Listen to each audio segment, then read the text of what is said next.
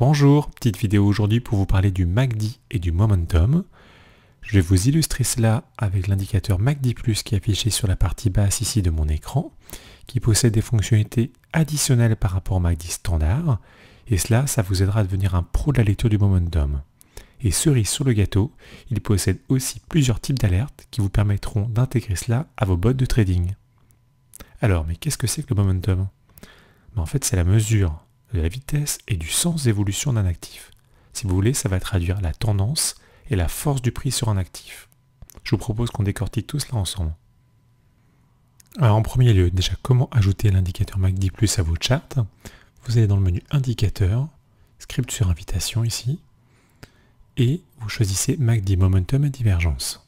Vous cliquez dessus et ça va l'ajouter sur votre chart. Alors le MACD il est basé sur deux moyennes mobiles exponentielles. La première à 12 périodes, c'est celle que j'ai représentée ici en bleu sur le prix, et la seconde à 26 périodes, qui est représentée ici en jaune sur le prix. Alors ces paramètres 12 et 26, c'est pas moi qui les invente, hein, c'est l'inventeur du MACD qui les a définis, c'est ce qui lui semblait le plus pertinent. Cependant, en fonction des natures d'actifs, il est tout à fait possible de les ajuster. Alors, le MACD, comment il se calcule? Ça va être assez simple finalement. J'ai mis en dessous une ligne jaune qui représente l'EMA 26, donc la même ligne jaune que ce qu'il y avait au-dessus, mais mise à plat. Et en bleu, on va voir les variations de l'EMA 12 par rapport à l'EMA 26. Donc la ligne bleue s'appelle la ligne MACD, et c'est tout simplement la différence entre l'EMA 12 et l'EMA 26. Donc par exemple, ici, je me retrouve avec un croisement haussier là-bas, la bleue passe au-dessus de la jaune. C'est ce qu'on trouve ici en bas. Elle s'écarte, puis elle se rapproche. C'est ce qu'on trouve ici. Elle s'écarte, elle se rapproche. Puis la bleue croise à la baisse la jaune. C'est ce qu'on trouve ici. Voilà. Donc la ligne MACD, c'est tout simplement cette différence des deux moyennes mobiles. Alors, cette différence, on ne va pas l'utiliser directement brute. On va utiliser quelque chose qui permet de la raffiner. Et donc pour ça, on ajoute un lissage. Ce lissage, c'est quoi? On appelle ça aussi la ligne de signal, c'est une moyenne mobile à 9 périodes de la ligne bleue. Donc la ligne orange n'est juste qu'une moyenne mobile de la ligne bleue. Et là où ça va être intéressant, c'est que pour donner des signaux, parce que c'est pas de ligne de signal, des signaux d'achat ou de vente, on va s'appuyer sur les croisements. Donc un croisement haussier, donc de la bleue par rapport à la orange, va nous donner un signal d'achat. Et un croisement baissier de la bleue par rapport à la orange va nous donner un signal de vente. Voilà, c'est aussi simple que ça. Donc on peut le matérialiser par des fonds colorés pour mieux visualiser les moments où la courbe bleue est au-dessus ou en dessous de la orange. Donc c'est ce qu'on voit ici par des fonds un peu verts ou un peu rouges qui permettent de matérialiser cette différence. On peut aussi utiliser l'histogramme, c'est ce qui est fait dans la majorité des cas, soit l'histogramme vert et rouge, donc vert quand c'est au-dessus et rouge quand c'est au-dessous, soit quelque chose plutôt de bicolore, avec une logique de gradient ascendant ou descendant, avec les couleurs qui se foncent ou qui s'éclairent en fonction des cas. Donc l'histogramme, il va représenter quoi? Tout simplement, quand la courbe bleue passe sous la orange, la forme rouge, la corollaire que vous avez ici sous ma souris, c'est en fait l'histogramme qui est représenté ici. Et puis quand la courbe bleue repasse au-dessus de l'orange, donc vous allez voir ici reporter sur l'histogramme la différence entre les deux courbes. Donc l'histogramme n'est que la différence en fait entre la ligne bleue du MACD et son signal qui est la ligne orange. Donc pour mieux visualiser les signaux d'achat et de vente, moi j'affiche le croisement des zéros, puisque finalement le croisement des zéros va représenter à chaque fois un croisement bleu-orange entre le MACD et son signal. Donc par exemple ici, pastille verte, je suis sur un signal d'achat ici, et ensuite j'arrive ici, pastille rouge, je suis sur un signal de vente. Donc ça fonctionne plutôt bien. Cependant, le MACD, je déconseille de l'utiliser seul.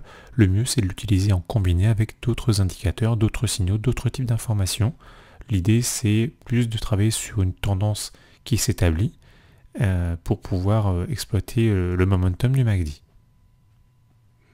Alors pour ceux qui sont fans des entrées très rapides, je vous ai mis deux fois le MACD pour vous montrer la différence.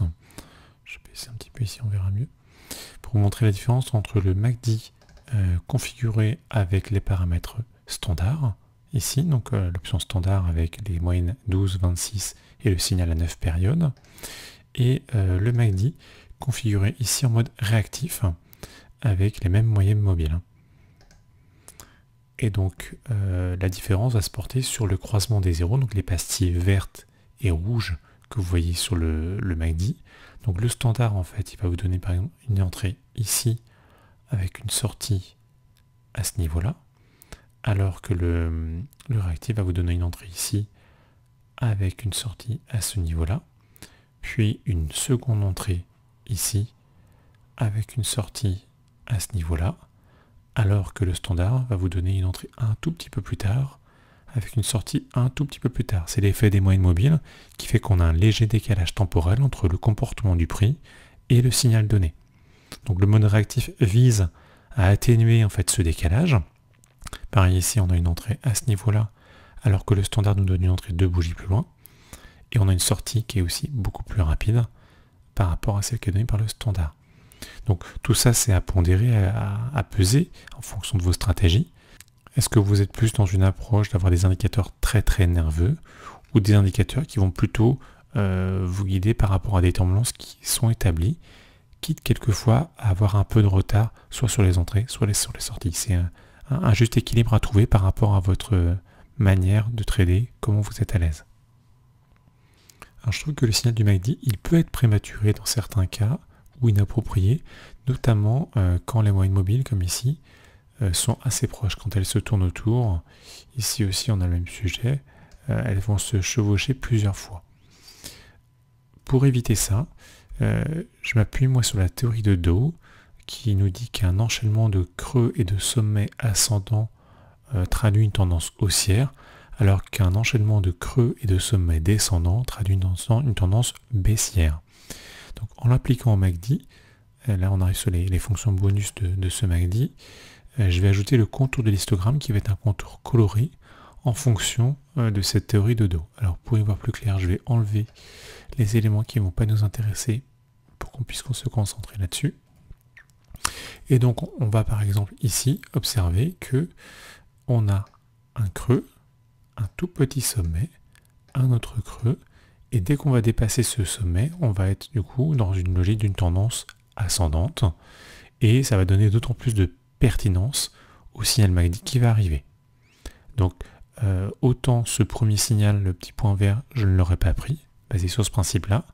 Par contre le second, je l'aurais pris puisqu'on arrive dans une tendance haussière au niveau du MACD.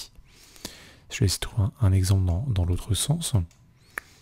Voilà, par exemple ici, j'ai un sommet ascendant, un creux descendant, pardon, un creux tout simplement, un sommet descendant, et puis un autre creux. Donc à partir du moment où on va venir casser ce creux-là, donc pour faire un plus bas, on va arriver dans une tendance baissière au niveau du MACD. Et donc le contour va passer au rouge au niveau du MACD. Donc voilà, cette logique de creux ascendant et sommet ascendant, ou de creux descendant et de sommet descendant, va se matérialiser par le contour coloré de l'histogramme, qui va être vert quand on est dans cette tendance haussière, puis qui va basculer rouge quand on passe dans une tendance a priori baissière au niveau du momentum MACD. Voilà, ça vous donne un éclairage supplémentaire sur la lecture de ce MACD. Alors au niveau de l'affichage de cette tendance-là sur le MACD, si vous n'êtes pas fan de la voir sous forme d'un contour d'histogramme avec le changement de couleur vert et rouge, peut-être que c'est pas forcément suffisamment clair pour vous. Dans les options de style, vous avez la possibilité de l'afficher sous forme d'un fond coloré. Et dans ce cas-là, ça va reprendre exactement le même principe. Vous voyez, quand le contour est vert, le fond est vert. Quand le contour est rouge, le fond est rouge, et ainsi de suite. Donc c'est plus visuel, c'est plus chargé également. Donc ça va dépendre un petit peu de votre façon de voir les choses. Mais du coup, on va bien voir que, en tout cas, mieux voir, je trouve, visuellement, que sur cette phase-là, le momentum est haussier, que sur cette phase-là, il est plutôt baissier, que là, il repasse haussier, que là, il repasse baissier. Ça ressort de manière beaucoup plus nette, en tout cas, avec le fond. Après, avec l'habitude, moi personnellement, je préfère le Le contour, je trouve ça plus léger. Mais le rendu et le résultat, en tout cas l'information qui est sous-jacente est exactement la même. Alors sur le graphique temps réel, si vous souhaitez voir les niveaux qui vont permettre de faire basculer la tendance MACD de l'autre côté au niveau de cette théorie de Dow, dans les options, vous allez cocher ici afficher le niveau modifiant le momentum et voilà, vous allez voir apparaître un trait vert ou rouge selon le côté dans lequel il va apparaître, et ce qui veut dire que quand le MACD va venir recroiser ce niveau, le momentum deviendra haussier. Là on évolue depuis ce signal ici dans un momentum qui reste baissier, en tout cas qui traduit une faiblesse sur le prix. Également, sur le même principe, hop là, je vais enlever mes petits dessins, on peut afficher les W ou les M présents sur le MACD. Donc ça va être les mini-structures qui vont enchaîner des sommets ou des creux descendants, ou des sommets ou des creux ascendants. Je vais enlever les signaux, on verra plus clair. Et donc par exemple, ici, on a deux sommets descendants avec une cassure du creux. Il va vous indiquer avec cette pastille rouge qu'on a fait un M sur le MACD. Je vais essayer de trouver un W. Voilà. Par exemple, ici, j'ai un creux, un petit sommet, un creux ascendant, un sommet ascendant. Il peut vous donner le signal vert ici, comme quoi une forme de type W s'est formée sur le MACD, ce qui peut donner de la force au MACD. Je souhaitais également vous parler de l'évolution relative entre le prix et un indicateur dérivé du prix, comme le MACD, pour vous montrer deux choses en fait. Une évolution en convergence, c'est-à-dire que si mon prix est la courbe en noir et que mon indicateur, c'est-à-dire mon dérivé du prix, est la courbe en violet, l'évolution en convergence va être des tangentes qui évoluent dans le même sens au niveau de mon prix et au niveau de l'indicateur sur le prix. A contrario, une divergence va traduire une évolution des tangentes dans des sens opposés. Vous voyez bien ici que sur mon prix, la tangente au sommet part plutôt vers le bas, alors que sur l'indicateur, la donnée dérivée du prix, la tangente au sommet part plutôt dans la direction du haut. Donc voilà un petit peu la différence entre convergence et divergence. Alors là, c'est un exemple. Je vous en ai mis tout un tas sur cette diapo-là, où les convergences peuvent être portées sur les sommets, des sommets qui sont descendants sur les deux indicateurs, sur le prix et sur son indicateur, des sommets qui sont haussiers, la même chose avec les creux, des creux ascendants sur l'indicateur et son dérivé, et des creux descendants, et les divergences vont se traduire sur des tangentes de direction opposée, donc c'est-à-dire ici par exemple des sommets qui descendent avec des sommets qui montent, ou des sommets qui montent sur le prix et des sommets qui descendent sur le dérivé du prix, et la même chose sur les creux. Voilà un petit peu pour évoquer ces éléments-là. Ce qui va nous intéresser plus particulièrement, c'est l'analyse des divergences, puisque ça veut dire que l'indicateur essaie de nous dire quelque chose de différent de ce que nous donne le prix.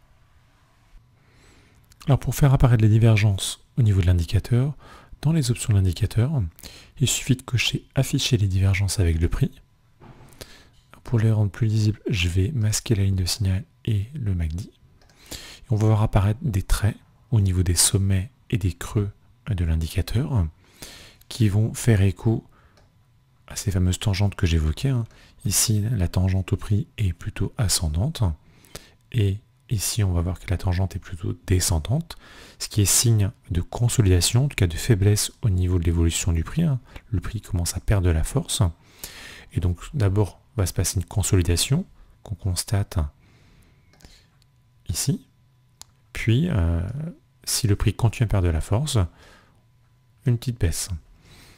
À l'inverse, ici, on voit un trait vert qui va traduire aussi une divergence. Le prix fait des creux de plus en plus bas. Et ici, la tangente au MACD va être plutôt haussière. Donc de la même manière, ça va traduire une forme de consolidation. On voit que le prix ici évolue en légère baisse. Et S'il continue à regagner de la force, puisque cette divergence haussière traduit une reprise de force, ça peut amener, comme on le voit ici, un retournement du prix. J'en profite également pour parler de la validation de ces divergences. Quand est-ce qu'on sait si la divergence est valide ou pas? Alors je vais aller sur le bout exprès, puisque du coup on en voit ici une qui est affichée en pointillé, ce qui signifie qu'elle n'est pas encore validée, cette divergence. C'est-à-dire que le MACD fait bien des sommets descendants, pendant que le prix fait des sommets ascendants. Cependant, tant que le MACD n'aura pas cassé ce niveau-là, on considérera la divergence comme potentielle, mais ce qu'il se peut que le MACD fasse un creux ascendant puis reparte dans l'autre sens, ou à partir du moment où le MACD va faire un creux descendant, on va retrouver comme tout à l'heure une logique de tendance baissière sur le MACD, des creux descendants avec des sommets descendants, ce qui va confirmer une tendance baissière sur le MACD et a priori une logique de consolidation au niveau du prix, voire peut-être de retournement. En complément sur les divergences, pour modifier les options de validation des divergences, vous avez une option dans les paramètres de l'indicateur qui vous permet de définir en fonction de votre pratique, est-ce que vous validez les divergences après le croisement du 0 ou sans croisement du 0. En l'occurrence, dans le cas de ces divergences potentielles ici, on va être obligé d'attendre de toute façon le croisement du 0 puisque la divergence est sur un creux qui est sous le 0 ici. Cependant, on pourrait tout à fait avoir comme celle-ci une divergence qui ne croise pas le 0. Et la question va être de savoir est-ce qu'on la valide quand on casse ce niveau ici ou est-ce qu'on attend de passer les 0 ici. Ça se joue à pas grand-chose, mais en tout cas, dans la pratique, en fonction de vos habitudes, ça peut jouer. Et dernier élément, toujours au niveau des divergences, cette option, en fait, utiliser seulement les sommets supérieurs à 0 et les creux inférieurs à 0. C'est indiqué ici dans le détail. C'est que dans la stratégie de recherche des divergences, ça va indiquer à l'indicateur de se servir uniquement des sommets verts et des creux rouges. Si jamais vous décochez cette option, dans ce cas-là, l'indicateur va chercher des divergences sur des creux qui peuvent être verts ou des sommets qui peuvent être rouges. Voilà, c'est la seule subtilité à connaître là-dessus. Dans un premier temps, je vous invite à l'utiliser avec les paramètres par défaut. Et en fonction de votre expérience sur l'utilisation de MACD, vous pourrez tester avec et sans pour voir si ça colle mieux à vos conditions. Alors on a également les divergences cachées. Donc divergences cachées, ça va être la même chose dans l'autre sens, c'est-à-dire qu'au lieu d'avoir sur le MACD des sommets descendants et des creux ascendants, on va plutôt avoir des sommets ascendants et des creux descendants. Donc ici, ça s'affiche en cochant divergence cachée. Je vais masquer les autres divergences pour pouvoir mieux les visualiser. Voilà. Et on se retrouve ici avec une logique de sommet croissant au niveau du MACD et de creux décroissant. Ce que ça va traduire, c'est une logique d'emmagasiner de l'énergie. C'est-à-dire que ici, on a un prix qui va faire des sommets décroissants pendant que le MACD fait des sommets croissants. Ça veut dire qu'il emmagasine de l'énergie pour faire monter le prix. Alors, soit ça va permettre de redresser une consolidation, soit ça va permettre de déclencher un mouvement haussier. Donc on voit apparaître juste derrière. Dans l'autre cas, on va également avoir ici une divergence cachée, mais cette fois-ci où les sommets sont décroissants. C'est-à-dire que le prix fait des sommets croissants et le MACD fait des sommets décroissants. Donc il a tendance à emmagasiner de l'énergie baissière. Donc ça va traduire une consolidation à la baisse, voire un mouvement baissier qui se prépare. Et on voit ici sur le prix apparaître ensuite la consolidation ici à la baisse. Voilà pour donner quelques notions sur les divergences cachées. Un petit point sur les alertes disponibles au niveau de ce MACD. Vous allez sur les trois petits points. Je vais essayer d'ajouter une alerte. Et vous allez avoir dans la liste ici toutes les alertes disponibles pour ce MACD. Alors je vais commencer par le bas, pour changer. Des alertes liées au momentum. Est-ce que le MACD est dans une tendance haussière ou baissière? Ça correspond à ce qu'on évoquait sur le contour de l'histogramme. Est-ce qu'on est sur un contour qui bascule rouge, c'est-à-dire qui passe dans une tendance baissière? Le MACD fait des creux et des sommets descendants. Ou est-ce qu'on est dans une logique où le MACD fait des creux et des sommets ascendants? Et dans ce cas-là, il va passer sur un contour vert. Donc l'alerte sonne au moment du switch, vert vers rouge, ou rouge vers vert. Ensuite, le MACD croisement baissier ou haussier, on est sur le signal standard MACD, qui est représenté ici par les pastilles rouges ou vertes. C'est-à-dire que le MACD vient de passer vert, ou le MACD vient de passer rouge, c'est-à-dire qu'il vient de croiser la ligne des zéros dans un sens ou dans l'autre. Donc croisement baissier, signal de vente, croisement haussier, signal d'achat. Ensuite, au niveau des divergences, on vient d'en parler également. Divergence baissière confirmée, ça va traduire une consolidation suite à un mouvement ascendant du prix. Et une divergence haussière confirmée, ça va traduire également une tendance à consolider suite à un mouvement baissier du prix. Ensuite, les deux dernières, break baissier plus MACD baissier et break haussier plus MACD haussier. Je vais vous illustrer le principe pour vous montrer à quoi ça correspond. Mais on va être sur une logique d'entrée plutôt agressive que j'utilise moi avec le MACD en mode réactif, qui est un signal au niveau du MACD en même temps qu'un break de bougie. Par exemple, je vais me mettre en mode réactif au niveau du MACD, ici. Tac.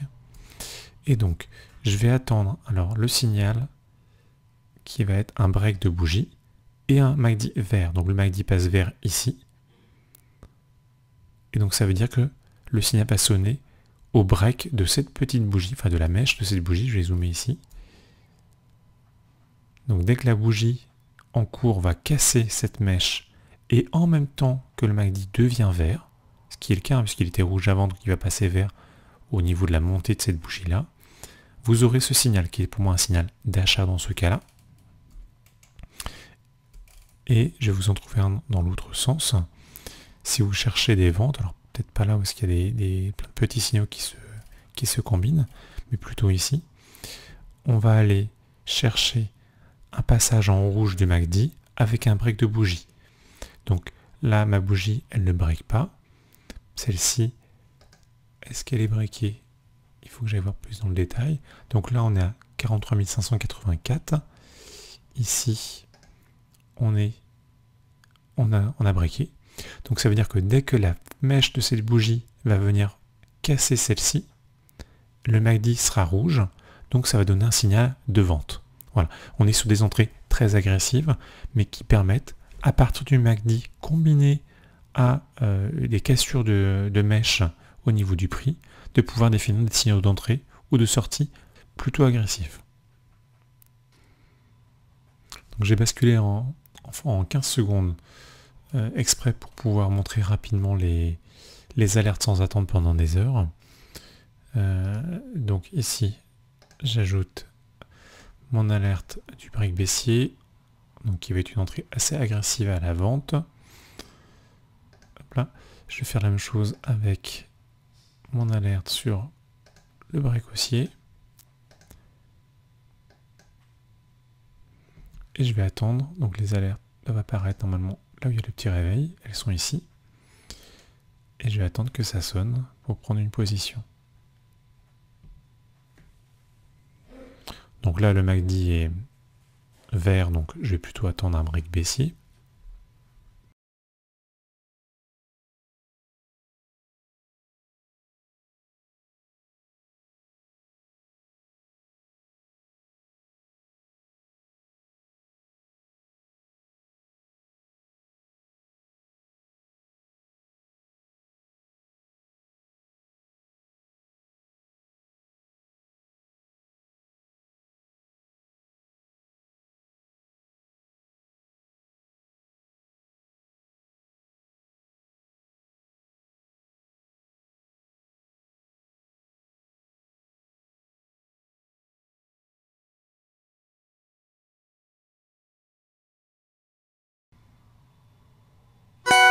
typiquement voilà, on entre ici, puisque du coup on a le MACD qui est passé rouge et un break de la bougie précédente. Mon stop au-dessus. Je vais chercher un 2 pour 1.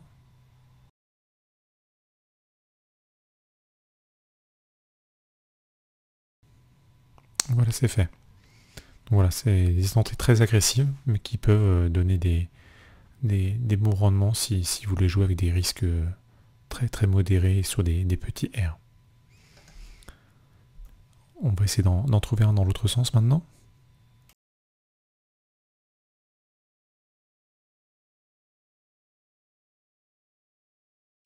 Donc on va attendre que le MACD passe vert. Il n'y a pas une break. Ouais, il break la bougie précédente. Ici, donc j'entre au marché, je me mets sous la mèche et je vais chercher du 2 pour 1.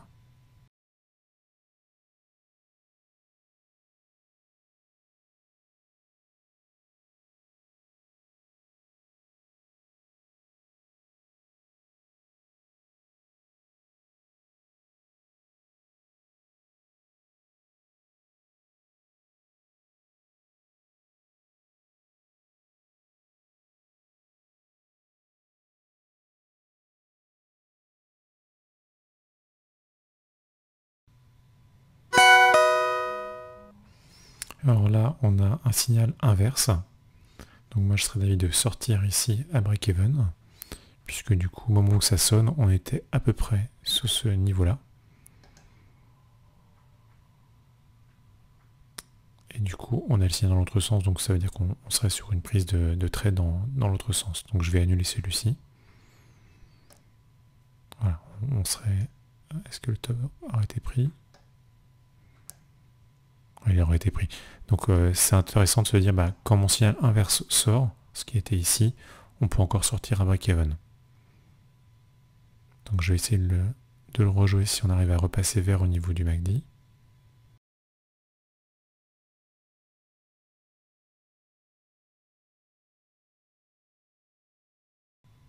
Voilà, typiquement, on est sur une entrée à peu près ici, au moment où ça a sonné. Je vais chercher un 2 pour 1. À peu près, voilà.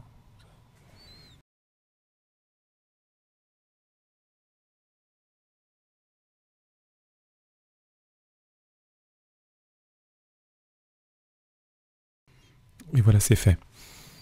Voilà, c'est pour vous montrer le principe de ces petits signaux qui sont très intéressants si vous les utilisez de manière adéquate. Après, avec la vigilance qu'on a eue en temps réel, donc ça c'est très bien, de se dire quand j'ai le signal inverse, tout de suite je sors à break-even, ou je sors là où j'en suis, puisque du coup, il y a de fortes chances que le stop se fasse attraper. Donc, en appliquant ce principe-là, on serait sorti au moment où ça sonnait, c'est-à-dire juste quasiment à notre niveau d'entrée.